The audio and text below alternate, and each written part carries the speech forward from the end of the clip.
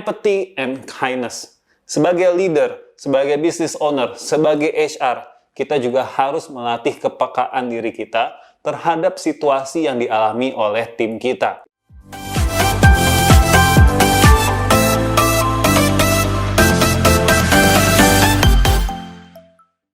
Halo semuanya, kembali lagi di channel Tanya Kak Sam. Kali ini di edisi Q&A atau hashtag Tanya Kak Sam. Pertanyaan yang datang ke gue adalah, bagaimana cara memotivasi anggota tim saat WFH? Yang pertama, empathy and kindness.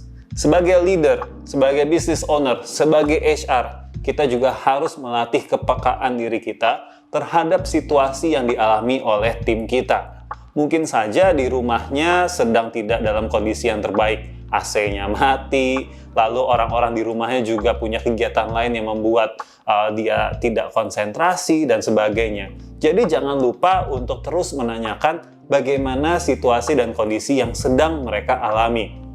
Selain itu, tunjukkan juga little gesture atau hal-hal kecil yang berangkat dari ketulusan yang berguna untuk memperhatikan supaya karyawan kita merasa diperhatikan. Contohnya adalah ini yang saya lakukan kepada tim saya.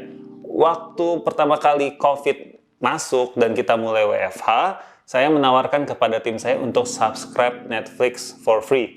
Ya, kenapa? Karena saya mau coba berempati betapa bosannya kalau dia di kosan sendirian, nggak bisa kemana-mana, hiburannya apalagi kalau bukan nonton film. Jadi saya pun menawarkan dan akhirnya itu berjalan untuk beberapa bulan.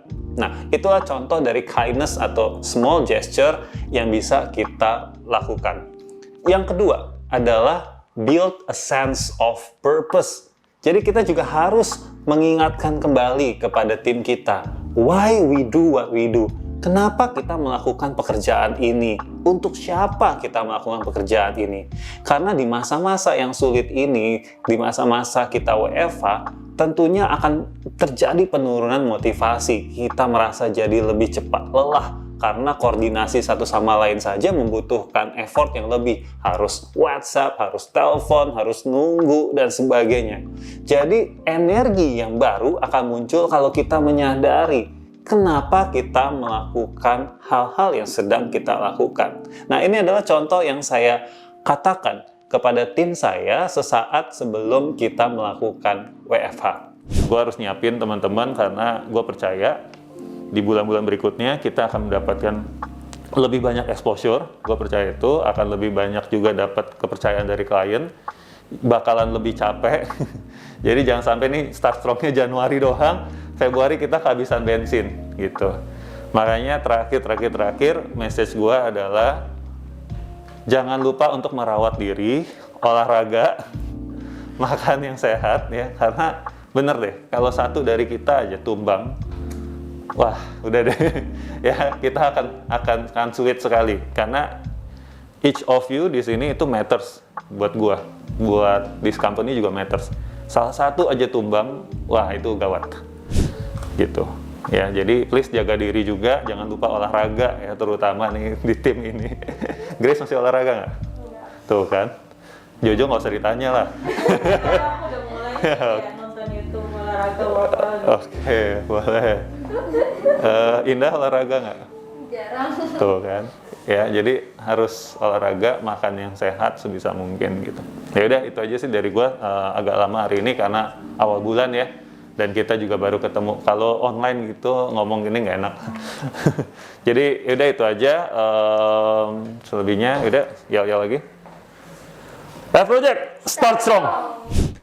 Yang ketiga adalah trust.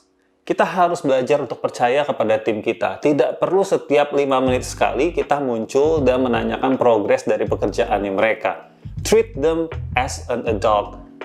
Perlakukan mereka sebagai orang dewasa, di mana kita percaya dan kita sudah punya deal yang clear. Kalau pekerjaan kamu adalah outputnya ini, jadi saya akan menagih outputnya. Nah, dengan demikian karyawan kita akan merasa tidak terlalu terbeban, tidak akan merasa terlalu tertekan, dan juga jadi tegang karena dia WFH terus-terusan dimonitor sama bosnya. Tidak ada yang salah dengan monitoring, tetapi kita harus sedikit menyesuaikan cara monitoring kita pada saat WFH. Nah, semoga tips ini berguna. Tapi kalau kalian mau tahu lebih dalam lagi bagaimana caranya dan meningkatkan engagement, meningkatkan motivasi, maka ada baiknya juga kalian melakukan survei engagement. Nah, kita juga mau bagi-bagi gratis survei engagement. Caranya adalah masuk ke www.fproject.id. W-nya kebanyakan ya. Oke, you know lah ya, www.fproject.id. Lalu di situ akan keluar pop-up di mana kalau kamu masukin email kamu, maka kita akan memberikan secara gratis daftar pertanyaan untuk engagement survey. Nah, dengan pertanyaan-pertanyaan itu, kalian bisa menanyakan kondisi karyawan kalian dan juga hal-hal atau faktor apa yang paling mempengaruhi dari engagement di perusahaan kalian. Oke? Nah, semoga sharing ini bermanfaat. Dan jangan lupa untuk follow dan juga subscribe. Follow di saya @samuelamarta atau @fprojecthr. Dan juga subscribe Tanya Kak Sam. See ya!